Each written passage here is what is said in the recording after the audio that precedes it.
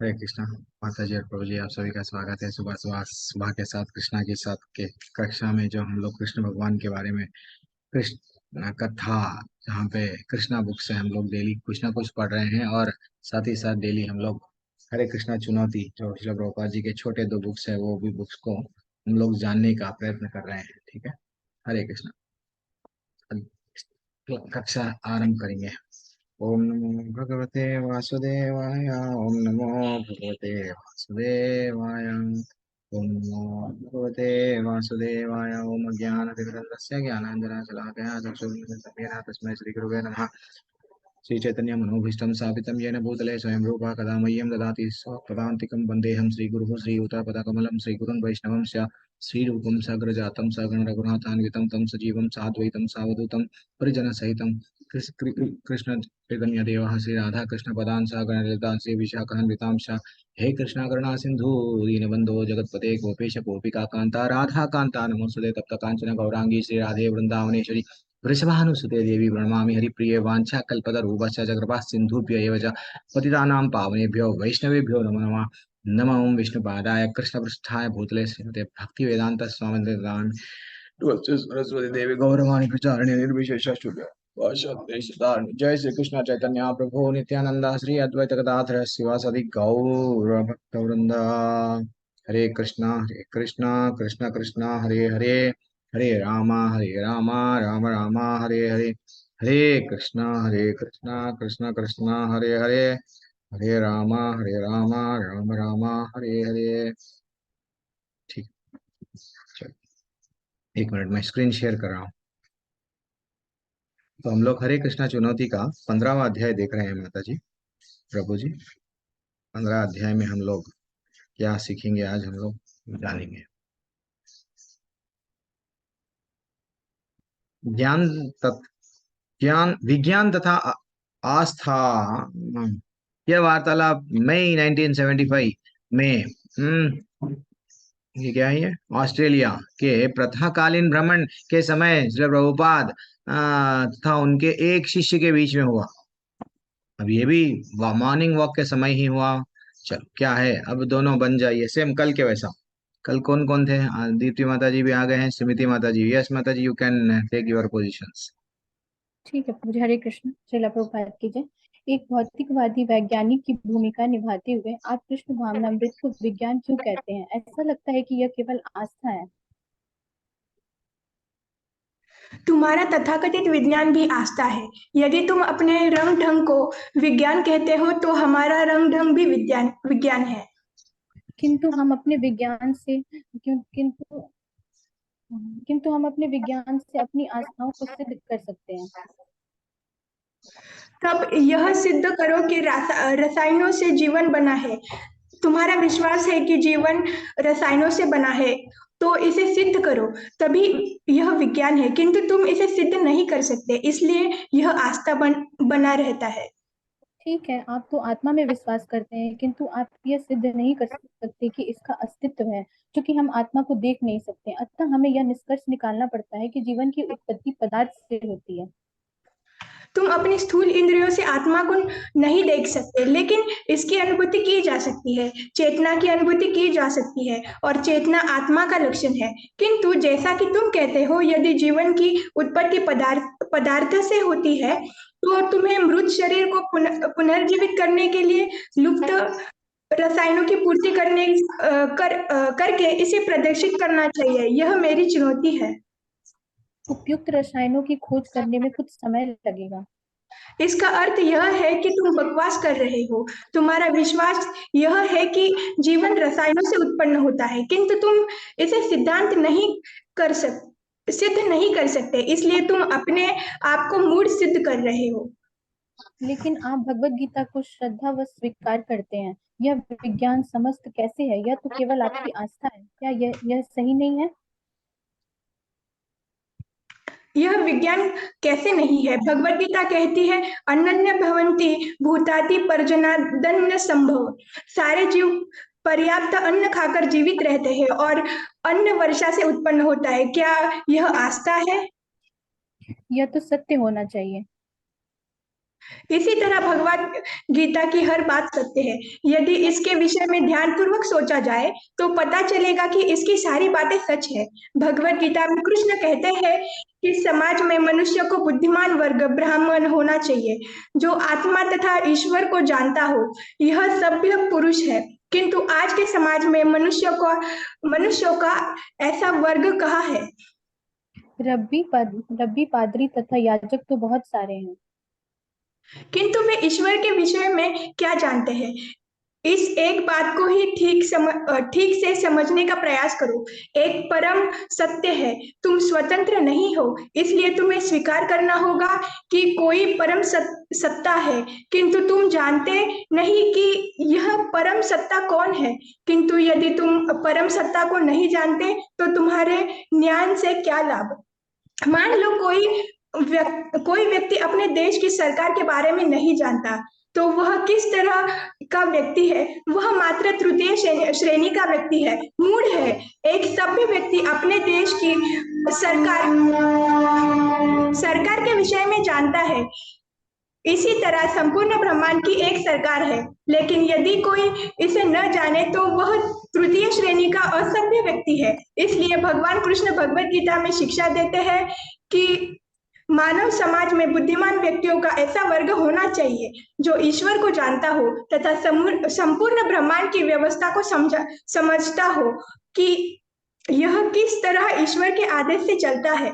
हम कृष्ण भावना भावित भक्त से सारी बातें जानते हैं, अतएव हम सभ्य हैं। लेकिन भगवत गीता तो 5000 वर्ष पहले लिखी गई थी, अतः यह लागू नहीं होती है। भगवत गीता 5000 वर्ष पूर्व नहीं लिखी गई है, ये तो पहले से थी। यह सदैव विद्यमान रही है। क्या तुम भगवत गीता पढ़ते हो? हाँ, तो तुम्हें भगवत गीता में यह कहा मिलता है कि यह 5000 वर्ष पूर्व लिखी गई है? यह तो सर्वप्रथम 12 करोड़ वर्ष पूर्व कही गई थी। कृष्ण कहते हैं इस विवस्ते योग प्रोक्तवात अहम व्ययम। मैंने इस विज्ञान को 12 करोड़ वर्ष पूर्व से भी पहले विवस्वान को बताया था। तुम इसे नहीं जानते क्या? तुम भगवत गीता के कैसे पाठक हो? भगवत गीता अव्ययम है, यह सदा ही विद्यमान रही है। तो तुम यह कैसे कह सकते हो कि यह 5000 वर्ष पूर्व लिखी गई थी?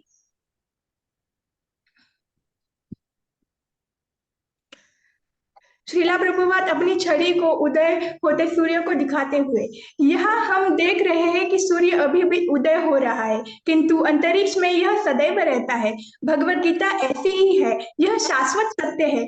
जब सूर्य उदय हो रहा हो तो हम यह नहीं कह सकते कि यह अभी अस्तित्व में आ रहा है, यह सदैव रहता है। किंतु जब तक यह उदय नहीं होता हम इसे देख नहीं सकते। लोग सोचते थे कि सूर्य रात्रि में मर जाता है और प्रातःकाल नया सूर्य उत्पन्न होता है। वे यह भी विश्वास करते थे कि पृथ्वी सपाट है। यह तुम्हारा वैज्ञानिक ज्ञान, नीत नए नए मत। इसका अर्थ यह है कि हम सत्य का उद्घाटन कर रहे हैं। नहीं, इसका अर्थ यह है कि तुम लोग यह नहीं जानते कि सत्य क्या है। तुम लोग केवल अनुमान लगाते हो। आज तुम किसी एक वस्तु को सत्य मानते हो, किंतु कुछ दिन बाद कहते हो कि यह सच नहीं है और इसे तुम विज्ञान कहते हो। जी हाँ, आप ठीक कहते हैं। अनेक वैज्ञानिक पुस्तकें जो कुछ वर्ष पूर्व लिखी गई थी अप्रासंगिक हो गई हैं। और और अभी तुम जिस विज्ञान पुस्तकों का उपयोग कर रहे हो वे कुछ वर्षों में व्यर्थ हो जाएगी। यही तुम्हारा विज्ञान है। किंतु इतना तो है कि हम आज जो कुछ जानते हैं वह पहले की अपेक्षा अधिक सच है, और यदि हम इसी तरह प्रयास करते रहें तो और अधिक जान सकेंगे। इसका अर्थ यह है कि तुम लोग सदैव अज्ञान में ही रहते हो, लेकिन भगवत गीता ऐसी नहीं है। कृष्ण अर्जुन से कहते हैं मैंने सर्वप्रथम 12 करोड़ वर्ष पूर्व इस विज्ञान का उपदेश दिया और आज तुम्हें उसी की शिक्षा दे रहा हूँ। यह विज्ञान का ज्ञान। सत्य तो सदैव वही रहता है, किंतु तुम वैज्ञानिक लोग सदैव बदलते रहते हो और तुम सत्य की खोज कहते हो। इसका अर्थ यह है कि तुम यही नहीं जानते कि सत्य क्या है। समस्या यह है कि हर कोई ठग है। हर व्यक्ति अनुमान लगा रहा है और अपने ही ज्ञान। हाँ, इसलिए हमने कृष्ण को स्वीकार किया है, क्योंकि वे ऐसे पुरुष हैं जो ठगते नहीं, और क्योंकि मैं वही प्रस्तुत करता हूँ जो कृष्ण ने कहा है, इसलिए मैं भी ठग नहीं हूँ। हमने तथा विज्ञानियों में यही अंतर है। हरे कृष्णा। हरी हरे बोल। वेरी एक्सलेंट माता जी, स्मृति मैया और दीप्ति मैया, वेरी एक्सलेंट। जैसे कि हरे कृष्ण प्रभु जी। हरे कृष्णा माता जी, हरे कृष्णा। कितना अच्छा टॉपिक था आज। बहुत एक्सलेंट टॉपिक है। ये लोग अपने आप को डॉक्टर्स बोलते हैं या साइंटिस्ट बोलते हैं। हाँ, शरीर कैसा बना, इंसान कैसा बना, केमिकल से। हाँ, तो फिर तो एक डॉक्टर्स को ले जाके अपना थोड़ा सा ब्लड, थोड़ा सा खून, थोड़ा सा मांस, हड्डी सब दे देना उन लोगों को, पानी से जो भी बॉडी का रिक्वायरमेंट है सब उनके पास में दे देना, और बोलना कि भैया इसमें जान डाल दो। अल्टीमेटली जितने भी डॉक्टर्स है, हाँ, वो लोग एक जगह पे आके रुक जाते हैं। वो इतना प्रयत्न करते हैं, इतना प्रयत्न करते हैं, भगवान के बाद में डॉक्टर ही है ऐसा बोलते हैं ना।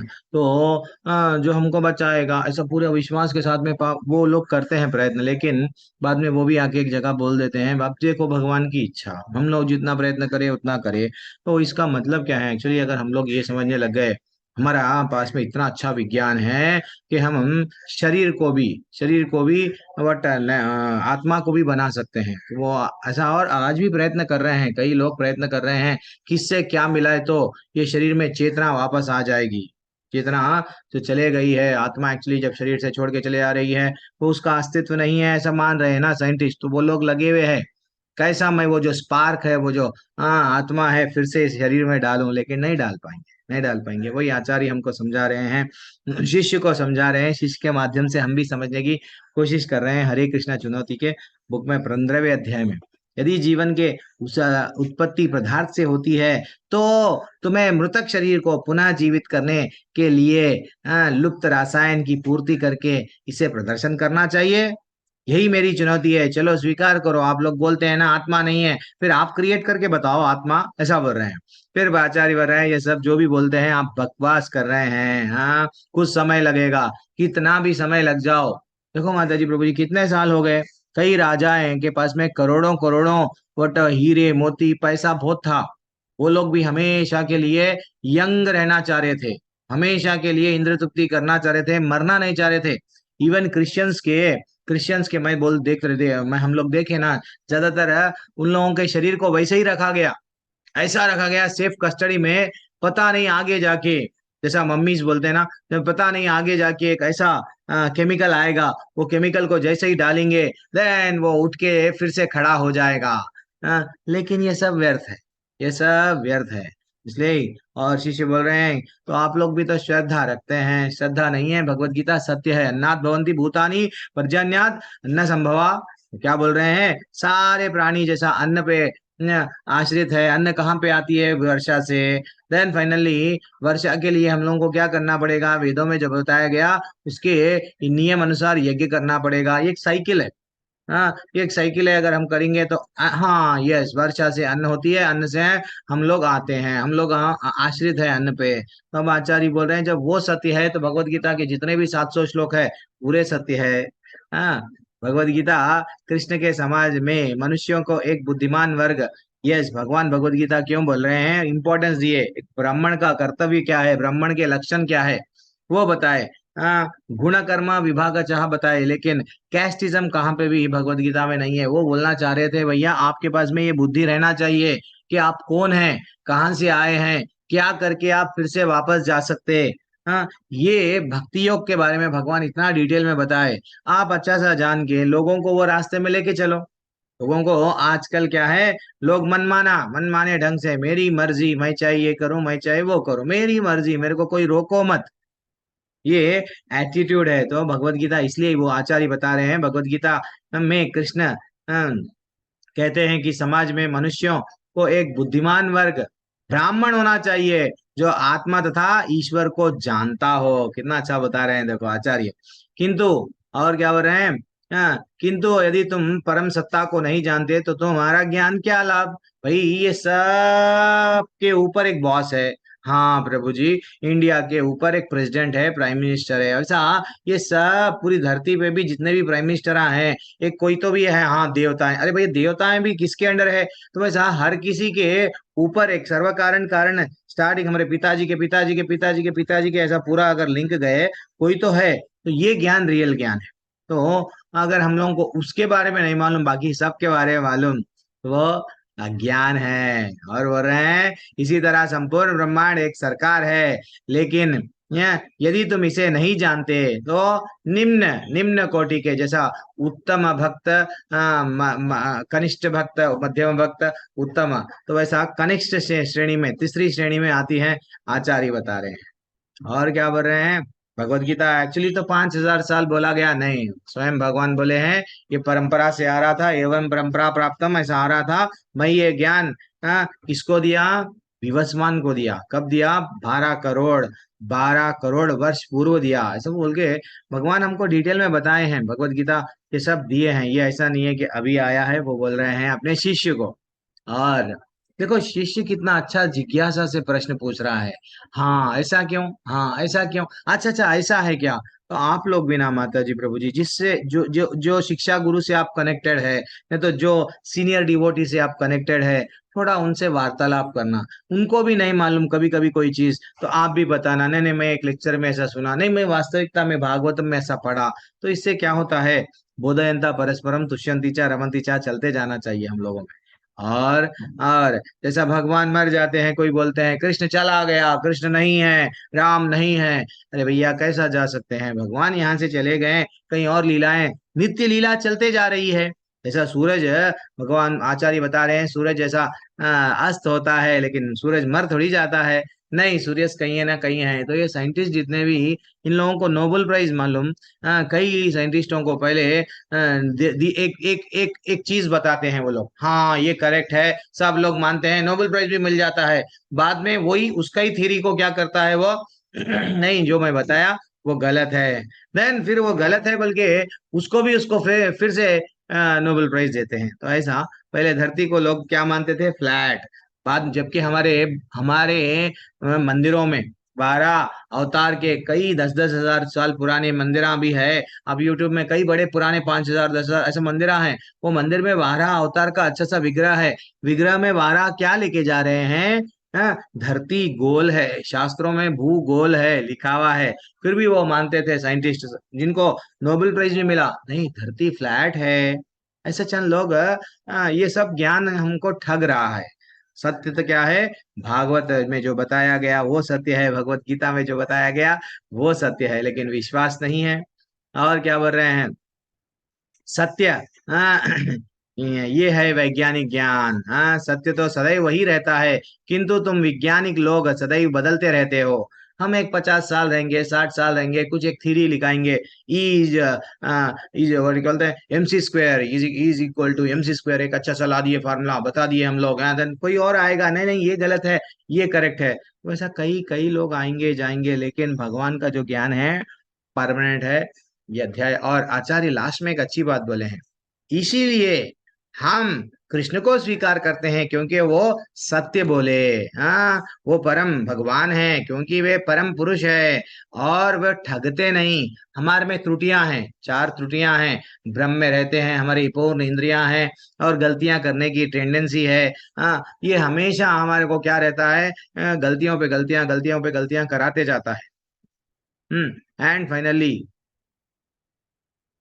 ओके, चूंकि चूंकि वही वही चूंकि मैं वही प्रस्तुत कर रहा हूं जो कृष्ण ने कहा, इसलिए मैं ठग नहीं हूं।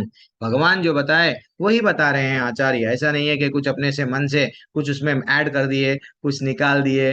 नहीं, श्री प्रभुपाद जी हम लोगों को इतना अच्छा, इसलिए क्या बोलते हैं इसे, भगवत गीता यथा रूप एज इट इज। ठीक है, हरे कृष्ण। थैंक्स फॉर ज्वाइनिंग, जिसको जाना है जा सकते हैं, जो लोग कृष्णा बुक के लिए आए हैं। चलो कृष्णा बुक आरंभ करेंगे। एक मिनट, आज एक छोटा सा भजन भी देखेंगे आज। एक मिनट में रिकॉर्डिंग ऑफ